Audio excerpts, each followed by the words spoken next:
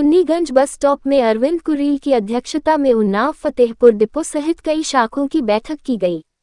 कानपुर दिनांक 25 मार्च 2026 आज अपराह्न कानपुर क्षेत्र उन्नाव व फतेहपुर डिपो सहित के शाखा अध्यक्षों व मंत्रियों तथा क्षेत्रीय पदाधिकारियों की एक कार्यशाला इंडोर बैठक चुन्नीगंज बस स्टेशन पर परिषद के क्षेत्रीय कार्यालय में श्री अरविंद कुरील क्षेत्रीय अध्यक्ष की अध्यक्षता में आयोजित की गई, जिसमें परिषद के प्रांतीय अध्यक्ष श्री गिरजा शंकर तिवारी, परिषद के महामंत्री गिरीश चंद्र मिश्र ने संगठन को और अधिक सुदृढ़ करने व निगम के अस्तित्व को बचाने एवं निगम की आमदनी बढ़ाने आदि विषयों पर चर्चा की तथा इन्हें पूरा कराने का संकल्प दिलाया।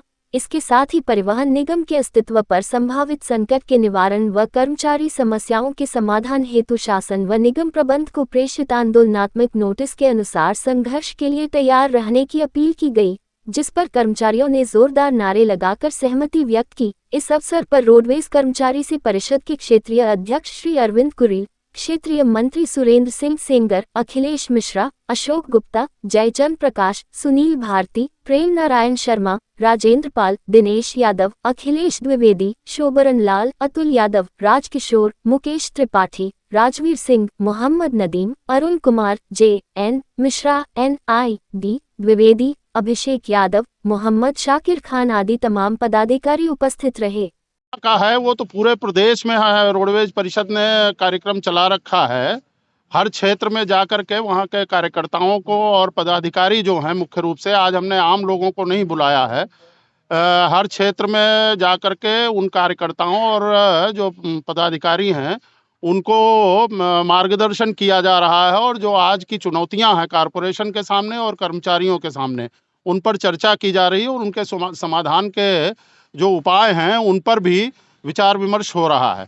तो आज की बैठक का मुख्य उद्देश्य तो ये है, लेकिन वर्तमान समय में परिवहन निगम के ऊपर इसके अस्तित्व पर संकट सा दिखाई दे रहा है, क्योंकि माननीय मुख्यमंत्री जी की कृपा से बसें तो नहीं मिल गई, लेकिन उनके चलने के लिए ना मार्ग हैं, और जो मार्ग हैं भी राष्ट्रीयकृत मार्ग इस प्रदेश में 7% से भी कम है कुल पक्की सड़कों का, और उन पर अनऑथराइज्ड फ्लाइंग बहुत ज़्यादा हो रही है।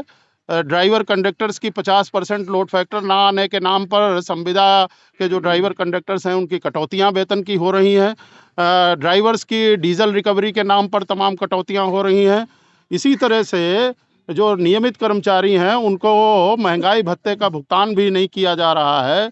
आउटसोर्स के कर्मचारियों का पारिश्रमिक का पुनरीक्षण नहीं हो रहा है, और निगम में जो इस वक्त अखिल भारतीय पर्यटक परमिट लेकर के जो केंद्र सरकार की स्कीम है, जिसके तहत हाई एंड बसें पूरे प्रदेश में दौड़ रही हैं, बल्कि देश भर में दौड़ रही हैं, इंटर स्टेट चल रही हैं, वो कारपोरेशन को काफ़ी नुकसान पहुंचा रही हैं। और पिछले 10 वर्षों से लगातार लाभ में चल रहा निगम इस वर्ष घाटे में पहुंच गया है, जबकि हजारों नई बसें निगम को मिली हैं। हमें एक तरफ इस बात का गर्व है कि पूरे देश में इस वक्त उत्तर प्रदेश परिवहन निगम का बस बेड़ा सबसे नया है। जितने भी स्टेट अंडरटेकिंग्स हैं देश में, उन सब में हमारे जो बस बेड़ा है सबसे नया है, लेकिन आमदनी हमारी नीचे गिरती जा रही है। ये चिंता का विषय है। इसी प्रकार से जो टैक्स का स्लैब है वो भी बहुत ही प्राइवेट बसों में और रोडवेज की बसों में बड़ा अंतर कर रखा है। रोडवेज की बसों से 600 रुपये पर सीट पर मंथ लिया जा रहा है नई बसों से, और वहीं प्राइवेट बसों से 128 रुपये पर सीट पर मंथ लिया जा रहा है।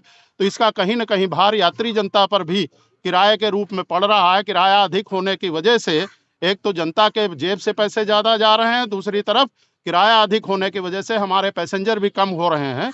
ये इस तरह का झटका कारपोरेशन को लग रहा है। इन सारे विषयों पर भी हम लगातार चिंता कर रहे हैं और हमने एक आंदोलन का नोटिस दे रखा है। सरकार और मैनेजमेंट को 15 अप्रैल तक का समय दे रखा है। उसके बाद अगर उनका समाधान नहीं होता है तो रोडवेज परिषद आंदोलन के रास्ते पर चलेगी।